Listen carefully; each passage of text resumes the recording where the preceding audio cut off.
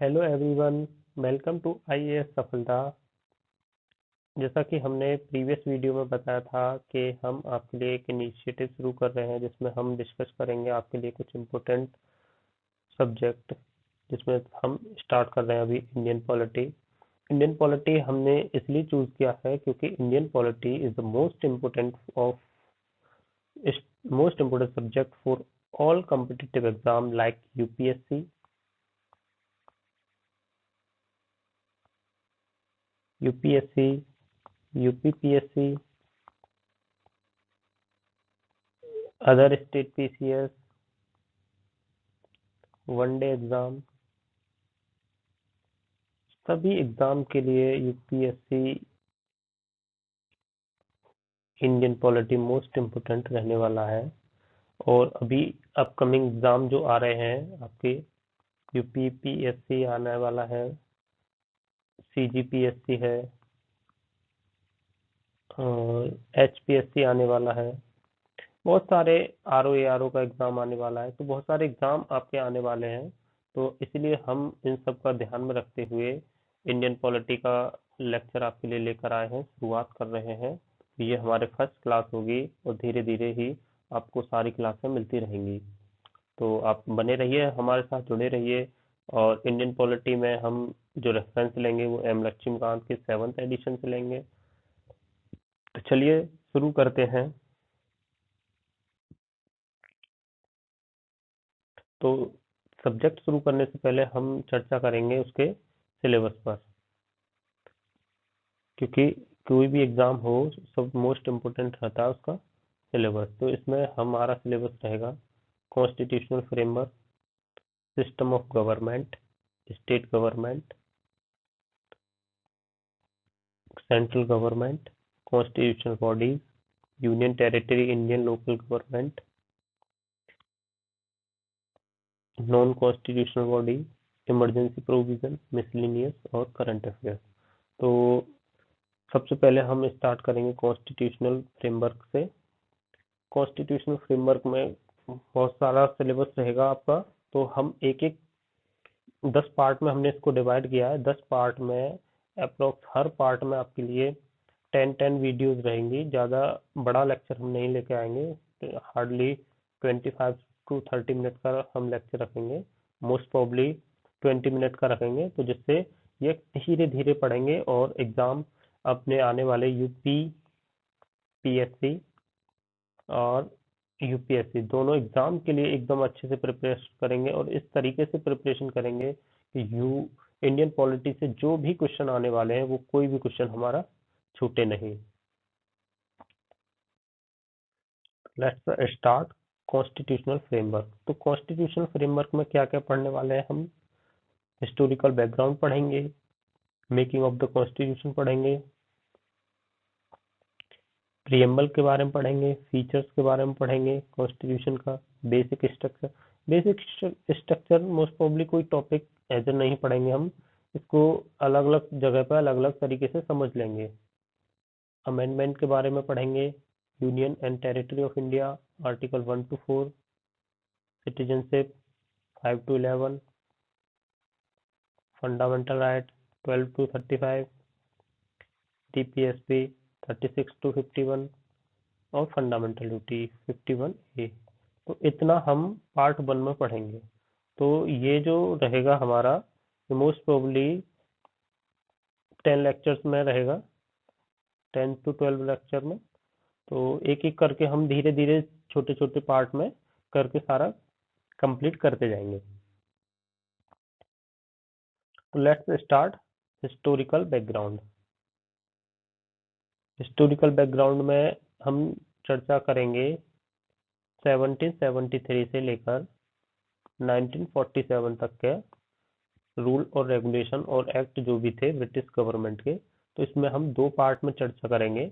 एक रहेगा company rule, यानी कि 1773 से 1858 तक।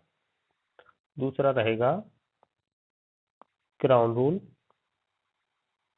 क्राउन रूल रहेगा आपका 1858 से 1947 आज़ादी तक।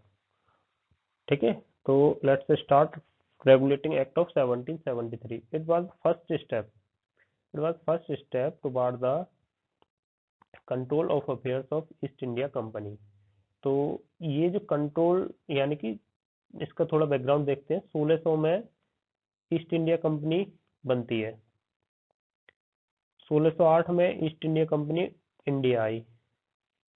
तो 1608 से 1773 तक 173 साल लगभग हो गए इनको।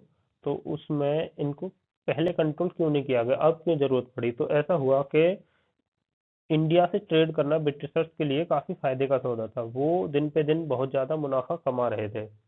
तो जो कंपनी के नाम पर जो ब्रिटिश ऑफिशियल थे उन्होंने अपना प्राइवेट ट्रेड करना शुरू कर दिया। तो वो अपना पर्सनली ट्रेड करने लगे, जिससे ये था कि कंपनी आ गई घाटे में। और ऑफिशियल जो कंपनी के ऑफिशियल थे, करप्ट ऑफिशियल बोलेंगे हैं, तो उन्होंने क्या किया, वो हो गए अमीर, उनकी कोठी बंगले सब हो गया, लेकिन कंपनी चली गई घाटे में। उन्होंने महारानी के पास, ब्रिटिश सरकार के पास में अपील की कि हमें लोन चाहिए।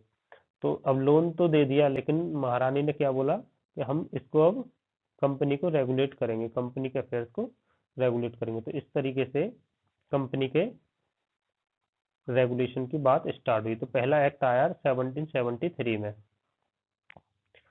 तो ये जो एक्ट था, इसमें जो कंपनी के पॉलिटिकल और एडमिनिस्ट्रेटिव फंक्शन को रिकॉग्नाइज किया गया कि आपको क्या क्या चीज पॉलिटिकली करनी है, क्या क्या चीज एडमिनिस्ट्रेशन में करनी है। ठीक है। तो ये करना जरूरी इसलिए भी था क्योंकि इसके लिए एक बैकग्राउंड में देखना पड़ेगा। Battle of Buxar 1764। क्योंकि बैटल ऑफ बक्सर 1764 के बाद में, या प्लासी का वो युद्ध 1757, तो इन्होंने इसने भूमिका रख दी कि इनको जो कंपनी थी उसको थोड़े एडमिनिस्ट्रेटिव या फिर कहें दीवानी राइट मिल गए। तो इस वजह से कंपनी को रेगुलेट करना जरूरी था। तो उसी दिशा में कदम बढ़ाते हुए ये रेगुलेटिंग एक्ट आया। और इस एक्ट ने जो सेंट्रल एडमिनिस्ट्रेशन की फाउंडेशन रखी इंडिया में, वो कैसे समझते हैं। तो जो गवर्नर जनरल था, पहले 3 जगह थी, या जो भी इनके थे, मद्रास, बॉम्बे और वेस्ट बंगाल, जो भी था बंगाल। तो ये 3 जगह के, हर जगह के हर प्रोविंस के अलग अलग गवर्नर थे। ठीक है। हर प्रोविंस के अलग अलग गवर्नर थे, मद्रास का अलग, बॉम्बे का अलग और वेस्ट बंगाल का अलग। तो लेकिन क्या हुआ, इसमें जो गवर्नर जनरल ऑफ बंगाल था, जो governor of Bengal, sorry my mistake, governor of Bengal बना दिया गया गवर्नर जनरल ऑफ बंगाल, जो कि थे वॉरेन हेस्टिंग। ठीक है। तो और उनके लिए एक एग्जीक्यूटिव काउंसिल बनाई। अब गवर्नर जनरल ऑफ बंगाल बनने के बाद में जो मद्रास और बॉम्बे थे उनको इनके सबऑर्डिनेट कर दिया गया। तो सुप्रीम कोर्ट की स्थापना की गई 1774 में, जिसमें एक चीफ जस्टिस और 3 अदर जज थे। और जो कंपनी के ऑफिशियल थे उनको प्राइवेट ट्रेड और नेटिव से ब्राइब्स लेते थे, उसको सबको बंद करने के लिए बोल दिया गया। अब कुछ कमियां थी एक्ट में, जैसे कि गवर्नर जनरल की काउंसिल और सुप्रीम कोर्ट के बीच में, गवर्नर की काउंसिल और सुप्रीम कोर्ट के बीच में कुछ झगड़ा था। उस झगड़े को खत्म करने के लिए अमेंडिंग एक्ट 1781 लेके आए। तो इसमें क्या था, जो गवर्नर जनरल और उसकी काउंसिल थी उसको सुप्रीम कोर्ट के जुरिडिक्शन से बाहर कर दिया।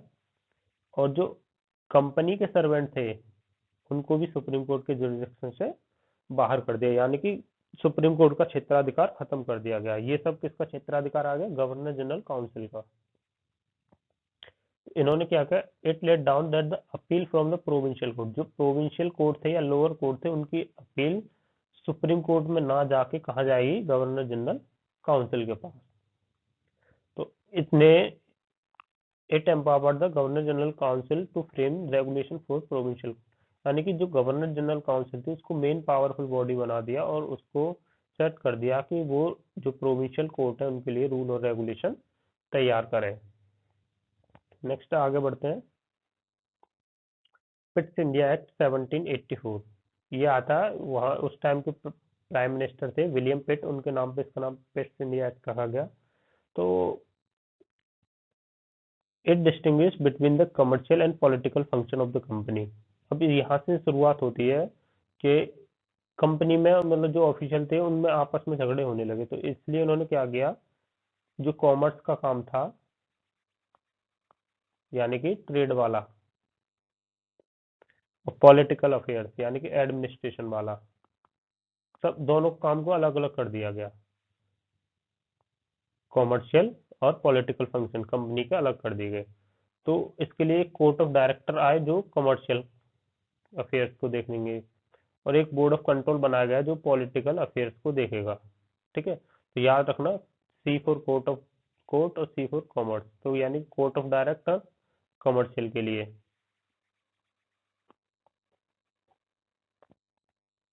और board of control political affairs के लिए। दस establish the system of double government. अब यहाँ से डबल गवर्नमेंट की शुरुआत हो गई। तो क्वेश्चन में भी आज इन विच एक्ट डुअल गवर्नमेंट और डबल गवर्नमेंट स्टार्ट, तो ये था पिट्स इंडिया एक्ट 1784। तो इस एक्ट में पहली बार companies territory India were to the first time called the British position. जो कंपनी की जो टेरिटरी इंडिया में थी उनको पहली बार ब्रिटिश पोजीशन बोला गया, यानी कि ब्रिटिश सरकार का position.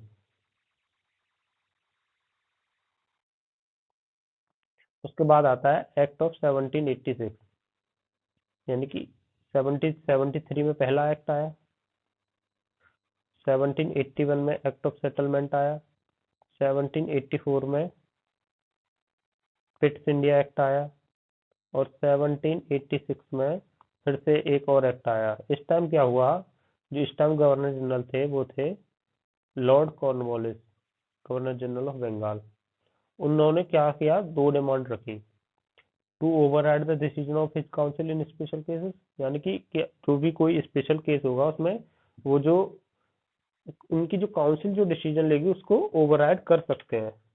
Number two would be commander in chief, यानी कि जो भी मतलब कमांडर इन चीफ किसका होगा, जो पुलिस फोर्स का, जो भी फोर्स थी उस टाइम की, तो उसके कमांडर इन चीफ बन गए। तो ये दोनों प्रोविजन उनके एक्सेप्ट कर लिए गए।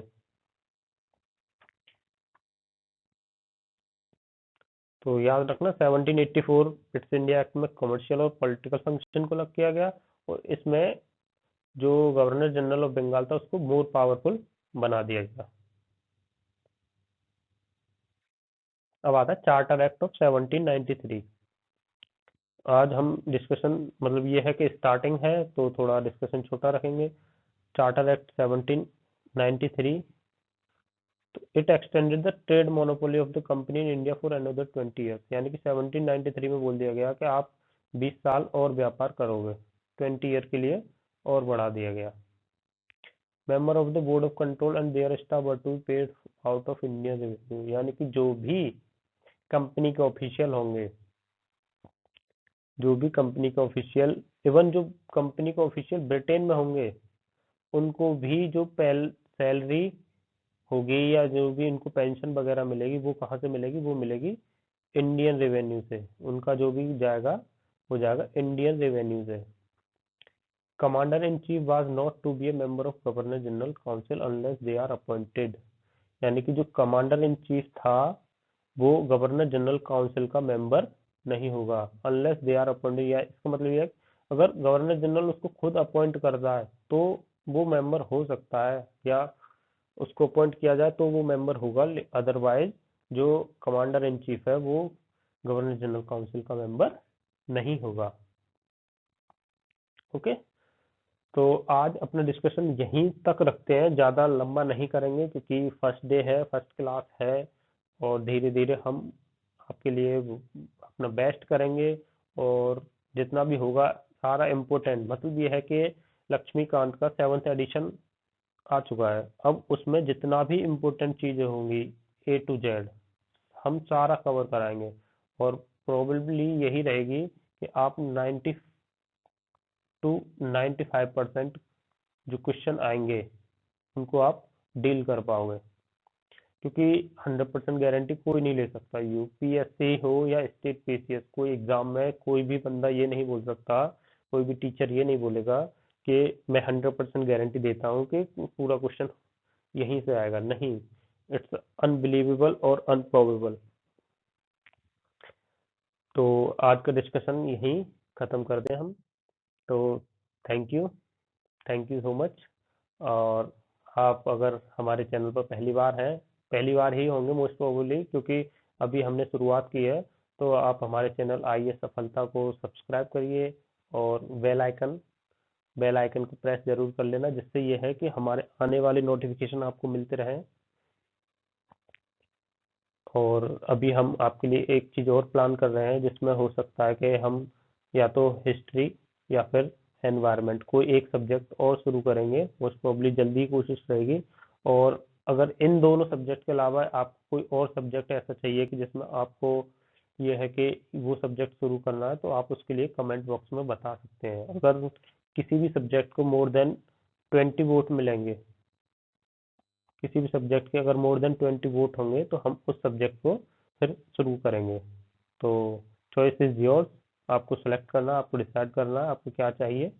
तो जो आपको चाहिए वो मिलेगा इतनी रिकमेंडेशन के बाद।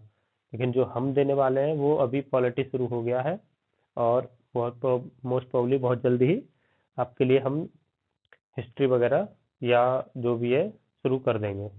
तो चलिए वीडियो बंद करते हैं। थैंक यू, धन्यवाद। और सब्सक्राइब करना भूलना नहीं है, तो चैनल सब्सक्राइब कर देना आराम से। Thank you so much.